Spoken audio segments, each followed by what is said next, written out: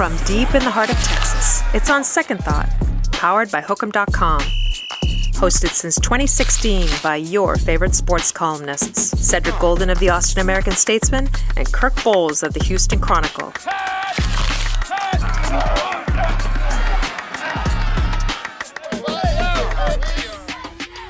Let's do it, fellas. This is On Second Thought, powered by Hook'em.com. Cedric Golden here with Taylor's favorite duck, Kirk Bohls and Duck. We know football season is over, but that means we just get a little bit busier. And it's the unofficial start of the spring is the annual Alumni game coming up on Saturday and Fan Appreciation Day. I'm going to go down the schedule for people that are going to be there. The game is at 2 p.m. Saturday. Get there early. 10:15 gates open. The reigning SEC champs will be on hand to sign autographs at 11:30. Bevo 15 will be in the house. You can play catch in left field. The national champion softball team will show up at noon to sign autographs, and you can rub elbows with Longhorn legends like our guest today, Rylan Galvan, the All-American catcher, and now the future star of the Chicago White Sox, joins us. Rylan, how are you today, sir? I'm doing good. I appreciate y'all having me on. Man, it's good to see your face. It seemed like it's been 6 months or a year since you played? It feels like many years, honestly. It sounds so old, Rylan. I know I'm not, but it feels like, it feels like a long time. But it was just yesterday when I was wearing that burnt orange and getting after it over there at the dish. But it's not exactly baseball weather. No, it's not, and I hope in this weekend it will be. So we'll see. Well, you're the second greatest baseball player to ever come out of Sinton, Texas, and number one being one of my favorite people, the A Train, Adrian Alanis, Sinton, running things in high school baseball. If you could you tell us about your journey to here and how prominent a role Coach Alanis played in it? Because if ever there was a Longhorn great, it was Adrian Alanis. Yeah, he was a great for sure, and he's somebody that I knew he wasn't just like a high school coach that when I got into high school, we developed a relationship. He was in a small town like Sinton, everybody kind of knows everybody, and knew his family really well from a very young age. So that's when that connection and that relationship started to grow. From when I was probably about 11, 10. And I remember growing up, his dad from when I was probably like 13 years old, every Saturday would throw BP to me and my brother at the local gym.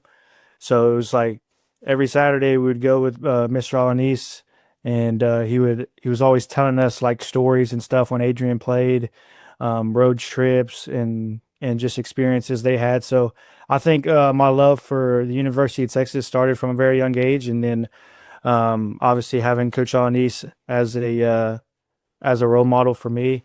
I remember when when I was in high school, like obviously Augie Garrido was somebody who I think steered him in the direction of coaching, like he probably did many people. But Adrian admired him and always talked about him in our locker room and in our dugout. A lot of the quotes that you see around the stadium and stuff like that of Augie were in our dugout and in our locker rooms and stuff. So I grew up, already knowing about him and stuff like that. So when I'm making the transition and learning the tradition and learning the stuff that comes with being playing at the University of Texas, I felt like I was pretty accustomed to it, and I think he played a huge role in my development. And then obviously going to the University of Texas was encouraged a lot by him. Well, he was a hell of a player here, hell of a pitcher. I don't know how much Augie Garrido he has in him. Augie was one of the funniest guys, and I don't know if you ever saw the famous video that Augie had a tirade on the baseball team. Everyone's seen that, Kirk. Oh, yeah. I didn't know if Rylan has. Have you ever seen it, Rylan? Every baseball player in for sure. America has seen that, Duck. Now, did Adrian ever mimic that tirade? No, Adrian's more of a he's more of a laid back, he's not Right. too in your face. He'll kind of he's kind of yeah laid back. He won't get too loud, but he will if he has to. But I've never seen that side of him. We Well, won a lot of games, so he didn't have to. but you were Exactly. yeah, exactly. You were the face and anchor and cornerstone of last year's team. You and Kimball Schuessler, and when you think back to last year a little bit, I mean, you had one hell of a year. Obviously, led the SEC in home runs, all SEC catcher, and 9 stolen bases. I mean, you had it all going, clutch hitter. But as great as this season was for you, it was a bittersweet ending, was it not? Yeah, yeah, it was. Obviously, when you decide to come to a place like the University of Texas, I felt like the only thing that really matters here is winning. And at the end of the day, it don't matter, how good you are, or obviously I had a great year and stuff, but at the end of the day, we didn't reach our goal. We didn't win, and that's the standard when you come to the University of Texas is national championship, right? And we won the SEC. It was great, but um, there's a level of standard that we have here, and um, would have liked things to go different, but things happen the way they're supposed to, and it is what it is. What did you learn from Schloss and Tulo and Max that's helped get you ready for this next chapter in your career? Yeah, I feel like Tulo's been a huge part of my development, 100%. Um, he kind of taught me, how to just kind of learn myself and know myself. Obviously you have coaches here and stuff like that, but when you get to the pro ball level, you kind of really have to know your swing, your stuff, because there's always constant people going in and out. You don't.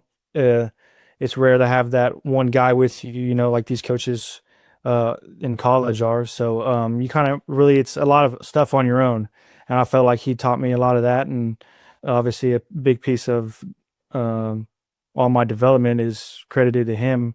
And then when Slosh came in, I felt like my game took a next step just on the mental side, and the way I prepared and the way I went about my business, my preparation and stuff like that. I felt like took a step and leveled up, and I felt like that's a big reason behind the success I had on the field for sure. And for like calling pitches, and I know Max is kind of the genius behind it all. What have you learned about calling pitchers, as a catcher that you've kind of taken forward in your pro career? Yeah, I didn't call a lot of pitches, but I got to, obviously I heard every pitch that was coming in. We would have a lot of conversations with Max about strategies and why'd you do this, why'd you do that, kind of thing. So, I mean, at the end of the day, I learned a lot about, what you got to pitch for your pitcher strengths at the end of the day. The batter that's in the box, I mean, he has his own strengths and stuff like that, and you want to pitch around him and do things to get him out. But at the end of the day, you got to know your pitcher, and you know what his strengths are, and pitch with your strengths for sure. Cameron Rupp, how well do you know him? That's he's one of my favorite catchers to come through. Just a true character and a tough guy. How well do you know Cameron? And what did you learn from following him? Because I know the catching job is kind of a fraternity in Texas with Cameron and T Garden and people like that. Yeah, I know Grupp pretty well. He was a coach in my freshman year, so he played a role in my development as a catcher behind the plate, and just learning the way he thought about the game and stuff like that. He's someone who I knew about going in, and when I found out that he was going to be a student assistant, I was pretty pumped. And he's an all timer. He's a legend for sure in his own right. And but yeah, just everybody has their own unique style and their own unique way of thinking, and I think his was one that I took, whether that be his personality and just being yourself and having fun out there, and whether that was mechanical things I took from him from behind the plate. But yeah, he's super cool and a legend for sure. Now you played single A ball with the White Sox farm system last year, right? But you didn't play that many games, did you? I know after a long college season. Yeah, for sure. And then it was kind of the back end of the year. It was like the last 3 weeks of the season, so I would probably catch three, 2 to 3 games a week that last 3 weeks. But so it wasn't a lot of at bats and stuff, but definitely got my feet wet and looking forward to this upcoming season. How are you able to hold up? That was a long season, and you didn't sit out too many games, and Yeah. we would be in the press box going, look at Rylan going from first to third after catching 7 innings. It just seemed like you just never got tired, and that's the most taxing position in the sport. Yeah, I felt like a lot of that is credited to Slosh too. At the same time, I mean, he pushes the issue. A lot of guys coming up, they don't want to be in the training room. They think it's a bad thing, but he always preached that the best ability is availability, and it don't matter how good of a player you are if you're always hurt and you can't be on the field. You bring not much value. So um, when he became the head coach, I kind of bought into that and taking care of my body and doing the right things and on that side of the game, and I felt like it paid off. I think I only sat out or didn't catch about 2 games last year, um, You're a busy guy. which was crazy, looking back at it. But at the end of the day, I knew that all I wanted to do was win, and I felt like if I was on the field, I give the team the best shot. So I never wanted to be out. Do the White Sox like that you're a base stealer too? Yeah, I hope. I don't know. My goal is actually to get out there and still at least try to go for like 15 maybe. I know in a lot there's gonna be a lot more games, so I'll definitely have more opportunities for sure. 15 to 20 is my goal. I know that might sound crazy, but Yeah, there aren't many catchers that stealing 15 or 20 bases a year, so that could help set you apart. Did the White Sox tell you what they like about you? Obviously, you bring a lot of power and a lot of maturity and experience. What all did they tell you about what they like about you and what they want you to work on? yeah, I think a lot of the conversations that we've had is just kind of a lot of it's not really related to my physical skill. It's the type of leader and the energy that I bring, not only to a team but to a clubhouse, and um, just understanding who I am and just staying true to that is something that we've had a lot of conversation about. And then yeah, obviously everybody knows I like to hit for power. I like to run a little bit. I like to be athletic. Um, but other than that, the leadership, especially at the catching position, is pretty important. We thought it was a steal. We just thought you'd go a lot earlier than you went, and Yeah. maybe we don't know anything, Rylan. I don't know, but Yeah. because we remember, Duck, we were talking. It was like, you ain't got picked yet. What are you waiting on?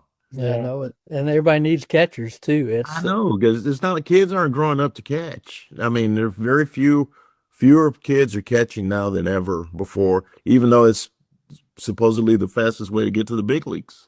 Yeah. Who was your manager in A ball last year? Was he a former major leaguer or not? Yeah, he was. See, I was only there for like 2 weeks.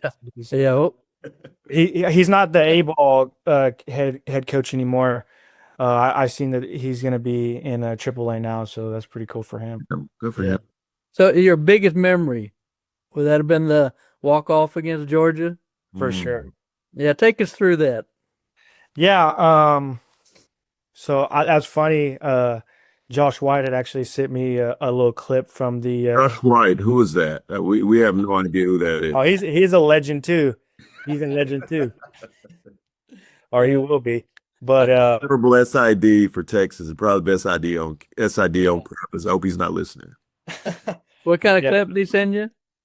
But it was a clip from after the game, where somebody had told me that they interviewed Valantis, and Valantis didn't even see the walk-off homer. He was in the restroom. Right, I remember So- that. We talked about that. Yeah. Yeah, yeah, You but heard. You heard about it.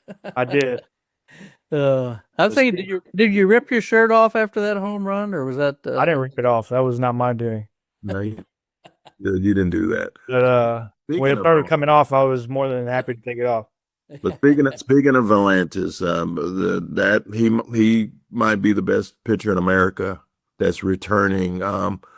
Do you see him as the Friday night guy? Because we we were asking Schloss during the last month of the season, you're gonna move him to the starting rotation because that's how much we thought about him. We don't know about the ins and outs of making that transition for a freshman, but do you see him as the guy, the Friday night guy that's going to lead this thing? I think I do for sure. I mean, obviously, if at any program, your best pitcher, you want him to throw on Friday nights, So, Set the tone. Set the tone. yeah, but knowing Valancis, I mean, whether he's starting or coming out of the pen again, I mean, or closing the game, he doesn't care. It makes no difference to him, and he just wants to go out there and win and do whatever it takes to get that win. And I think that's what's something special about him, and why he went on the tear that he did last year is because nothing mattered but winning and executing that pitch at that time, and that's something that makes him really good. What else? If you just kind of had to, examine his mechanics and his throwing style, he's so big, and throws that sinker. And what makes him so difficult to hit? Yeah, obviously you see the release, you see it come in. He throws his hand up at you, and then he's coming from the sky, and he's got that big breaker that looks like it's just when he releases it, it's above the batter's eye, so it's hard to see. But yeah, it's funky a little bit, but it's definitely tough on hitters. I know he throws probably like low 90s, but that Right. heater plays 95, 96 for sure. I remember facing him in the fall, and it was like, dang, it's saying 89, 90 on the board, but this thing's getting on me like a 96-mile-an-hour heater. I don't know what it is, but And he's learning a changeup. He said he wants to add a changeup to his repertoire. And they're saying he might be taller than he was last year. yeah, Which, He's definitely bigger. He put on weight. He looks good. oh man, I can't wait to see him. Yeah. We got to see him a little bit of media availability. He put on probably 15 pounds or so. Yeah, But boy, he has a changeup. I don't know anybody's going to hit off of him. and that doesn't surprise me with Max. I mean, Max has these guys throwing 10 pitches. I mean, they're in the lab and they're going crazy on everything, which is super cool to see and stuff. But yeah, those guys throw all kinds of stuff.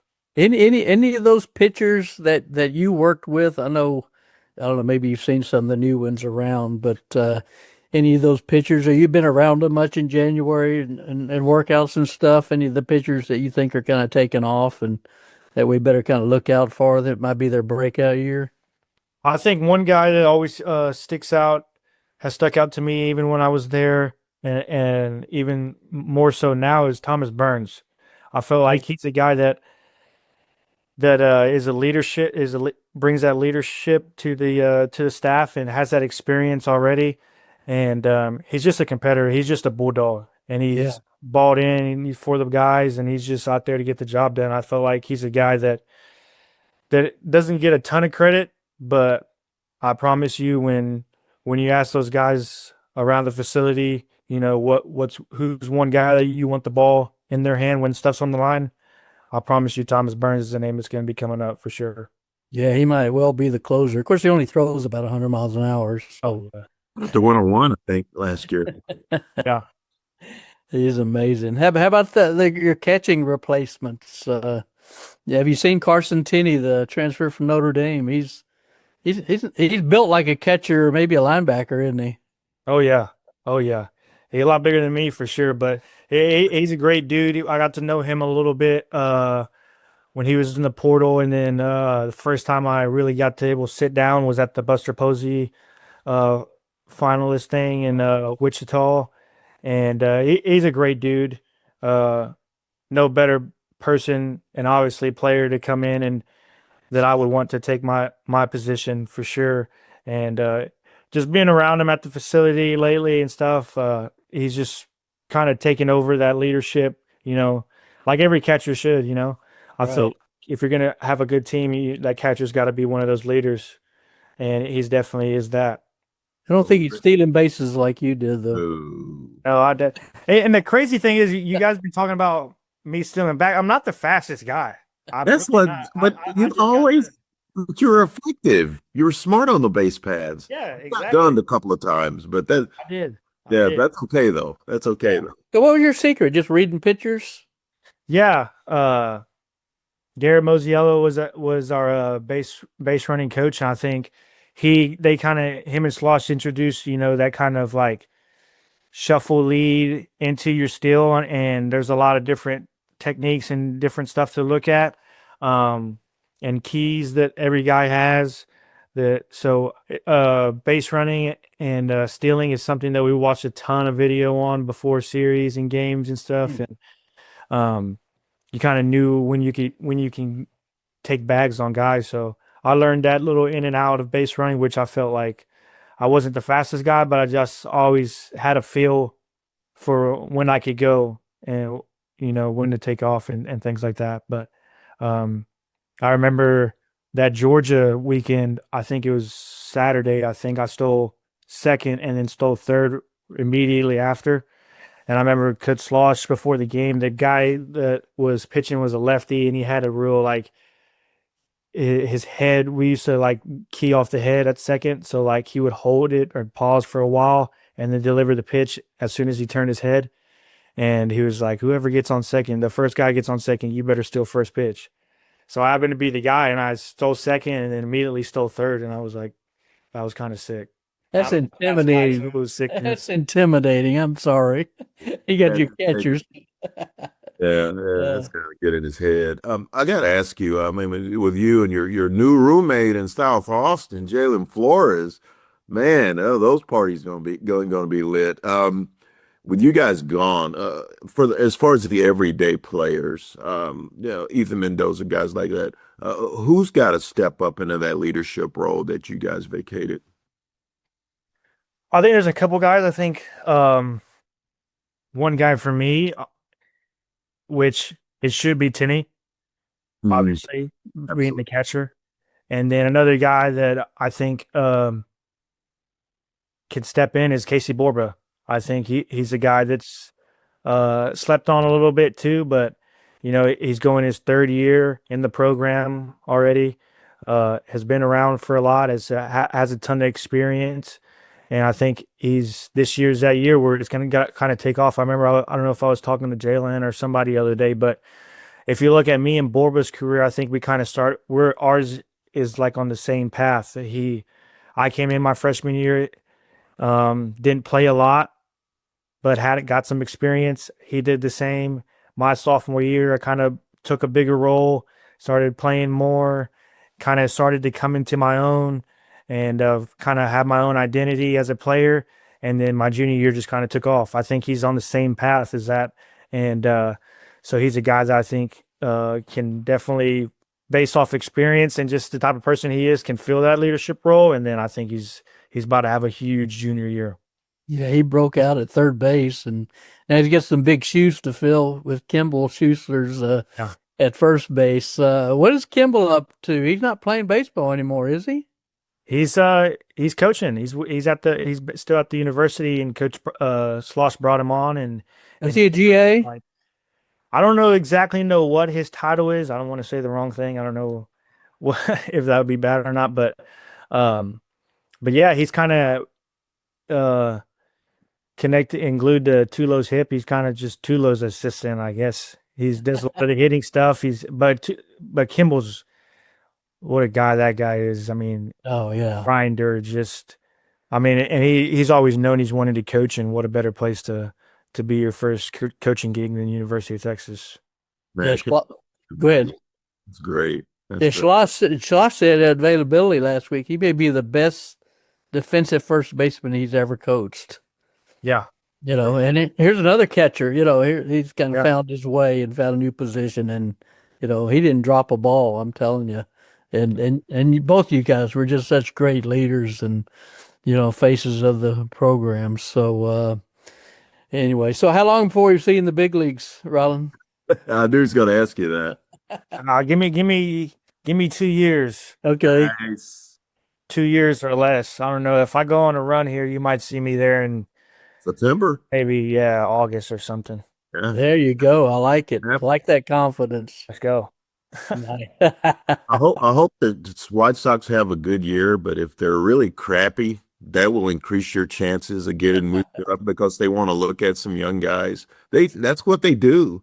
If they're having a bad year, they'll bring some young guys up and give them a look. That could be you. For sure. Yeah. Yeah, they've had some bad. So you're hitting off Dylan on Saturday? I don't know. We got some. I want to drop a ton of secrets because I know if Josh White's talking, he'll get mad. But I do know I'll be mic'd up and I'll be facing somebody. So Nice. AB, I don't know if Dylan. I'd imagine Dylan probably not throw. I don't know, depending on their schedule and stuff. I know they're on a strict schedule of when they throw and stuff like that. But I think I'll be facing one of the returners, one of my ex-teammates for sure. I don't think I'd want to face Burns in this weather. Yeah. It's not like that. Any weather. It could be 85. I ain't face. Yeah. Good point. Good point, Sid. Oh, man. Well, thanks so much, man, for dropping in with us. We really appreciate it. And you've always been one of our favorites. So wish you nothing but luck moving forward. Okay. Yes, sir. I appreciate y'all. This was fun. All right, we'll see you at the game on Saturday, Rylan. All righty. I'll see y'all there. Take care, buddy. Bye-bye. Doug, great conversation with Rylan Galvan. Hope to see him in the majors in a year or two. Still lots going on campus. I know as of this taping, the men's basketball was playing at Auburn Wednesday night, and boy, they need it. They're 12-8 overall, and 3-4. 3-4 in conference play. The SEC is very stacked right now, and they are building a resume, sir. With wins over Vanderbilt, Georgia, Alabama. They're building a nice tourney resume, but they're still going to have to get some wins. They're going to have, I don't think 19-16 is going to cut it this year. And 9-9 this year in the SEC might not play as well because the SEC's not, I don't think is anywhere near as good this year as it was last year. No, it's not even close to being as good. I don't know if they have a super team. Auburn, like you mentioned, Texas plays tonight as of this taping, just coming off a win over Florida. So everybody can beat everybody. Texas beat a really good Vanderbilt team, which then lost 3 in a row. And then just the night before demolished Kentucky by like 30 points. So then Texas beats Georgia. I mean, exactly, the leading scoring team in the nation. 96 a game. Yeah. And they shut them down. So there are pieces of this team. They're getting stops. Dalen Swain is a star. Mm-hmm. He is. Star. But they're going to need, on most nights, they're going to need 3 of the big 4 to bring it. And Dalen has to bring it. And of the other 3, Tremont Mark, Jordan Pope, Modest Volkatitis, 2 of those 3 got to be there with Dalen for them to be a real threat.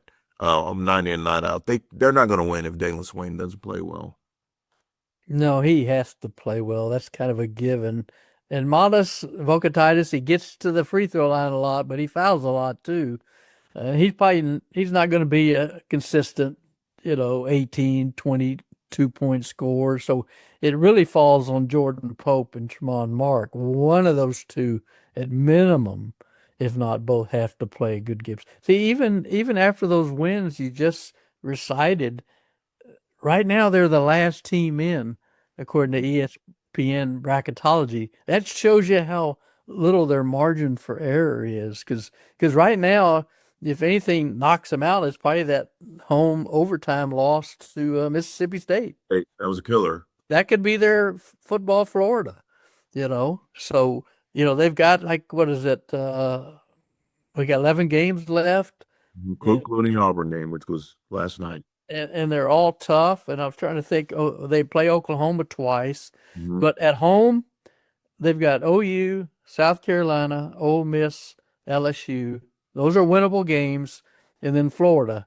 I don't know if they're going to beat Florida here. That may be too big a task. And then they got to go on the road to Auburn, Oklahoma, A&M, Arkansas, Georgia, and Missouri. They got to win by 2 those at the minimum, right? Because they got to be shooting for 9-9. I don't think they can shoot for anything better than that. Do you? No, because their non-conference slate isn't Yeah. of a resume. The NC State win was big, but everything else, I mean, they didn't play a great schedule, non-conference. They lost to Duke, of course, and there's no shame in that. And UConn. And UConn. So yeah. Yeah. The ladies, on the other hand, number 4 of the country, 19-2 overall. They are at Florida Thursday. At Florida. That's right. And then the big one, OU comes in. Yeah. They just took down South Carolina, and Aaliyah Chavez, who was the most coveted offensive player in the country. Texas was on her short list. She ends up with the Sooners, and she is having herself a freshman year, 19 points a game, and she will be circled in red ink on the scouting report. ESPN College Basketball Game Day will be here on Sunday for that game. Doug, that's going to be one of the most highly anticipated games of the Vic Schaefer era, because not only of what's on the line to try to get a top seed, but because Mrs. Chavez is playing her first game at Moody Center, and it ain't for the Horns. And it never was going to be, was it? No. We don't, you and I are both agree that as spectacular a talent as she is, Vic wants a certain kind of player that you kind of have to subjugate yourself, and you got to be committed to defense. Not, willing to play defense. No, committed. Because I was on the conference call with him yesterday, and he's talking about, I asked him about how many charges. Are y'all's charges way down this year? Oh, my God. It's the worst I've ever had, and he wants them throwing bodies around willy-nilly, and I don't know if Chavez was going to do that. And to Texas' credit, they were loaded at guard, with Madison and Rory, and then Crump coming in, and Jordan. Who's going to sit? So she was going to get the minutes at Oklahoma. That wasn't going to be Aaliyah's problem. I think she would have had to get in there somewhere, because she does something that they don't do very well, and she makes threes. She made 4 in overtime against South Carolina. Are you saying Texas doesn't do well in threes? Is that what you're saying? I don't think they're a very good 3-point shooting team. No, that's just an opinion, sir. That's just an opinion. Okay, well, let me look. They're shooting about 31% as a team. That ranks 151st. So I think your point's pretty valid. Half of the country. What more do you want? So here's the thing: they're 151st, and Vic went off. This poor young cub reporter asked him about it, because they made 6 threes in the last 3 games, 6 for 39. By the way, Start. This is start. And Vic went off and said, "You guys need to find something else to harp on us. We go 1 for 18, 1 for 19 against A&M. Y'all want us to do that every game?" And we'd go, "Well, it'd be nice to watch a team make some of them. You don't have to go 1 for 19. We'd love to see them go 2 for 18. That's an improvement. It'd be double what they did. That would be good. So 151st in the country. UCLA, great team, ranks 3rd. UConn, terrific team. I think they won it all last year, if I remember. They're ranked 4th in threes. South Carolina, you heard of them? I think so. Yeah, they're 9th in the country in threes. So, you can shoot threes and still be strong on defense. And that's all we're saying, Vic, is that you got a great program. But if you want to be the greatest program, I'm going to speak for myself. I think you got to incorporate the 3 into your game more than he does right now. And Aaliyah Crump, I think, is going to help. Aaliyah Crump's going to help. Yes, He's she breaking is. him back. She's going to make some threes. Jordan Lee has shown in the Final Four that she can make some threes. So breakout game. I'm in a little slump right now. She's going to make some threes. I'm not as worried about it. I think Aaliyah and Jordan Crump will handle that. They will be better. Nowhere to go but up as far as that's concerned. And before we get out of here, Doug, people are wondering how the Texas Athletics lost $23 million in 1 year. Isn't that couch money? And that's in the cookie jar in the kitchen. That's nothing. They didn't get the full 60 million share when they joined the SEC with OU. They're going to get that and more. this coming year. So there's nothing to worry about. That football's the only revenue producing sport, 106 million profit. It's going to be fine, guys. It's not going to affect the bottom line. They're going to be fine. So they're not passing the hat and trying to have a GoFundMe account? Is that what you're saying? They'll be all right? Always passing the hat. Always passing the hat. You can't have enough money if you're Texas. CDC's always on the prowl for more cash. We know that. Yeah, and that wouldn't hurt to get some more offensive linemen in the transfer portal. They got one this week, but we don't know if he's eligible yet or not. Lawrence Seymour from Western Kentucky.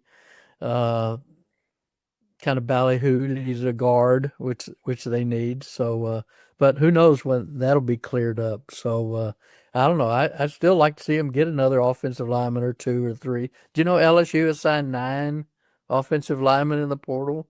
Of course they have. And most all of them are from Power 4 conferences. So, but we shall see. We shall see. We shall see. Guys, thanks so much for joining the podcast. Rylan Galvan, what a great conversation with the Texas X, who's embarking on his professional career.